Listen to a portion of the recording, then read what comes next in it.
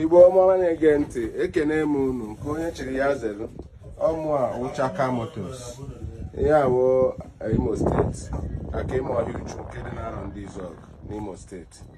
So abata m village wee na-egosi m nwa nne mụrụ bụrụ 9 months. Asị na drop ya na junction by. So onwekwenu onye mụ ya. So nwaanyị ihe ọma na-adị mma wee were nabata ya kamgbe ahụ na-azụkwana ya nri. So o were otu aka ahụ na-achọ ndị nwe nwa.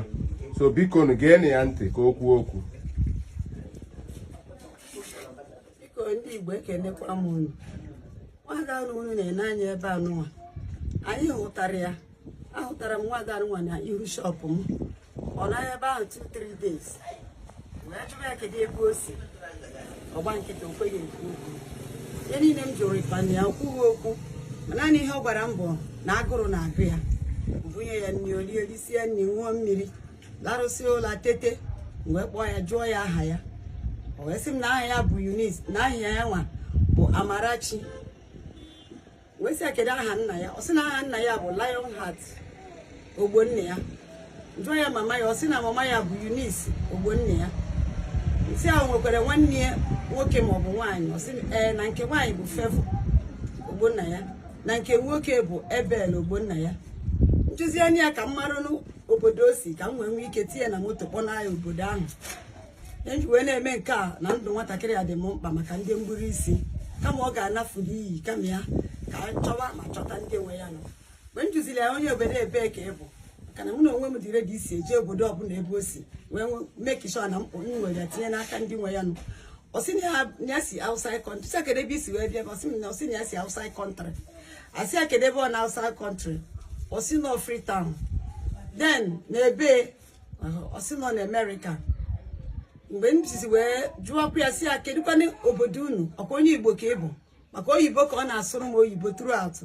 Wee were Igbo jụọ ya sị ya ọkwa Igbo onye Igbo ọsị m sị ọkwa ị na-ana Igbo sị m o sị ya kedu obodo unu na Igbo. Ọ sị na Anambra. Kedu steeti unu? Anambra ka Imo ka gịnị? Ọ sị na Anambra steeti. Ebe na Anambra steeti nwada enweghị ike ịkọwara m ebe o si na Anambra steeti. Sisi mgbe ahụ kwana mụ na ya na-abụ nọrọ na-agakwa emego m ọtụtụ ihe ndị m nwere ike ime ka mara ma nke nweta ndị nwe ya nụ. Ga-ego m na police make a report kọwatara ha na-ekwe ka e nyere m aka chọrọ ya mana enwebeghị ndị loketi nwụrụ n'ọha nwanwe nwada.